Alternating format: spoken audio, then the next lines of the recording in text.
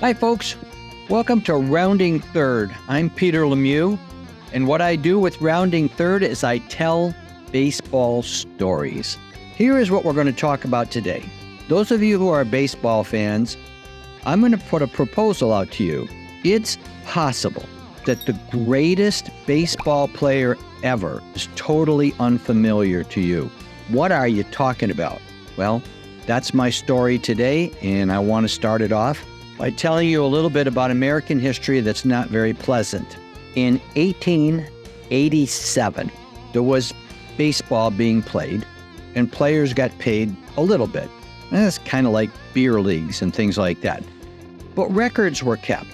So we know who the good players were in the late 1880s, and then when it became a major league into the 90s and things like that, we have records. We have newspaper articles, and when available, films of baseball, which was, be clear here, the American pastime. There was no other sport that Americans could link into. They had to follow it in newspapers, articles, sometimes newsreels, but mostly word of mouth, where people would tell them about teams and players. But what I'm going to start off with is in 1887. Led by Hap Anson, I'll tell his name, a Hall of Fame baseball player who was a total racist. He made a plea that he did not want to play with or against a black player ever. And that movement grew among the major league teams to the point where all the owners agreed that they would never put a black player on a major league team. Now, here's the craziness. Are you familiar with the word euphemism? Euphemism is when you use a pleasant word to describe a horrible situation. For example, a company wants to cut jobs and fire people. And what they say is, we're downsizing. That doesn't sound so bad. What these owners did in 1887 is they made, listen to this phrase, gentleman's agreement. It was never in writing. It was never legally enforceable, but all the owners agreed they would never let a black player on a major league team. And it stayed that way for 60 years until Jackie Robinson took the field in 1947. So what is a black great athlete to do when they can't play in the major leagues? They play baseball wherever they can, because if you were a good baseball player, you could make chump change playing for teams. Oftentimes, the chump change was more money they could make going home and maybe sweeping floors in a factory. So good athletes played on these black teams, which eventually became black leagues. And the leagues were financially unstable. A league would start, and fold. Players didn't honor contracts. They'd be on one team, and if another team offered them more money, they would change. Records got mixed up with myth, and basically America ignored what was going on there, thinking of it as little more of beer leagues that factories played. And that wasn't true. There were amazing players who played in these leagues, and I'm going to explain how that happened.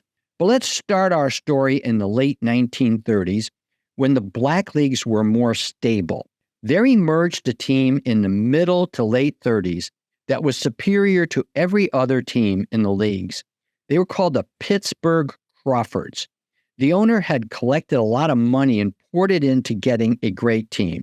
On this team, they had Satchel Paige to pitch. They had Josh Gibson to catch. They had Cool Papa Bell playing in the outfield and stealing bases. They had Hall of Famer Judy Johnson. This team was recognized historically as perhaps the best baseball team of those black leagues. The stories about them are fantastic, but I want to focus on who managed this team. It was a fellow by the name of Oscar Charleston. Oscar Charleston, by the time he was a manager of this team, was in his 40s. He had been a baseball player, but had gained a lot of weight. He was naturally a center fielder, but he couldn't play there anymore because of his weight. So he part-time filled in at first base. While he filled in at first base, he managed to hit 363. So who is this guy, Oscar Charleston? Now, a lot of what I'm going to tell you about Oscar, I've got to give credit, comes from a book written by Jeremy Beer titled Oscar Charleston. Jeremy Beer has done an exhaustive study of Oscar Charleston. So Oscar Charleston started playing baseball in the early 1900s and really hit his prime in the right around World War I and after. He was recognized as the star of black baseball in the 20s, in the roaring 20s. He just did amazing things. His records were incredible. To give you an idea, in the 1954 World Series, Willie Mays made this amazing catch in the Polo Grounds, which was, and still is shown as one of the greatest catches ever. Black players often said, oh, we had guys in our league make that catch all the time. In fact, Oscar Charleston was noted for that. Oscar Charleston was a center fielder of immense speed, who was an amazing defender. The rumors are that sometimes he would play center field behind second base because he was so sure he could run down balls in the outfield. And there's articles after articles you can find in newspapers where they describe Oscar Charleston making game-saving catches that no one had ever seen before.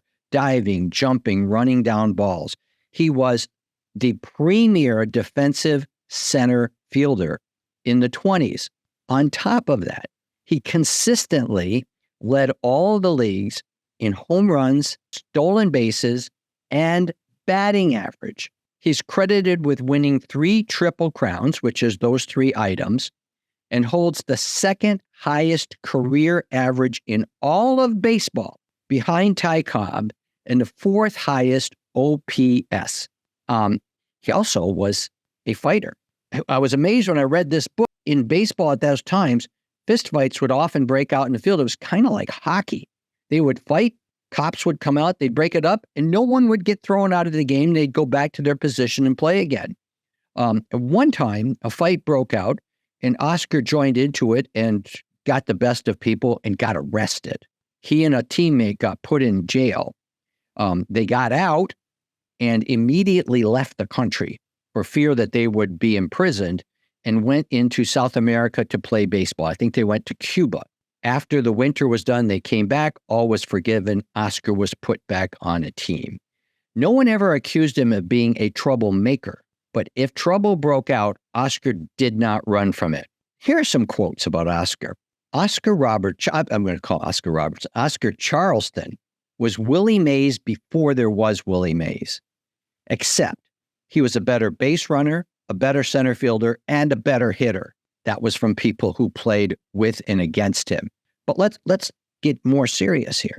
Bill James reported Charleston did everything exceptionally well and ranked him, are you ready for this? Bill James, 4th best player of all time, behind Ruth, Honus Wagner, and Willie Mays. And nobody knows about him because of when he played. When he was playing, people would often compare him with Ty Cobb, Tris Speaker, and even Babe Ruth. Even though he didn't hit many home runs, there are stories about his home runs being mammoth shots way out there. He played in a dead ball era, so home runs weren't as easy to hit. He often was the leader in stolen bases and defense, batting average, everything. Now, the other thing we need to know about Oscar is he actually played against white players. In the wintertime, there would be games played in California, and the white major league players would play against black players because they could make money. People would pay money to see these two forces play against each other. Bob Feller, Grover Cleveland Alexander, Dizzy Dean, and many other great players would play in these games against star black players. And what we found out in those games is they basically played even. One year the blacks would win one more game, one year the whites would win one more game. People were impressed with the black players in total, and especially Oscar. Dizzy Dean, from the South, no hero of civil rights, said after playing them, that guy, Oscar Charleston, is a major leaguer. That's a huge compliment coming from him. As Oscar got older, not wanting to leave baseball, He was a player manager with the Pittsburgh Crawfords. In fact, he managed until 1954 when the leagues were crumbling because by then Black players were going into the major leagues. He continued to manage. He even took 2 years off to be an umpire in 1946 and 1947. So Oscar retires. Actually, the way he retired is he died. He died of a heart attack in his last year of managing. He retired, lifetime batting average 365. 143 home runs doesn't sound like much, but in that era, it was a lot. He had 210 stolen bases. Well, it's not Rickey Henderson, but again, a different era. Put all together, there is a distinct possibility that Oscar Charleston may be the best player in baseball. But because he played before the Black leagues became more organized, when we could identify Satchel Paige and Josh Gibson and Cool Papa Bell, he played before that. He did play with those guys, but he was in his 40s. But as we read stories about Oscar Charleston, when he played in South America, Dominican Republic, Cuba in the winter, he was a hero in those countries. And people would turn out just to watch this guy play because he could do so many other things. So I want to encourage you to look up Oscar Charleston, see what you can find out, and think about this. Because of the terrible situation of segregation, players like Oscar Charleston are not mentioned in American history, but he deserves to be. That's my story for the day. Have a great day, everyone.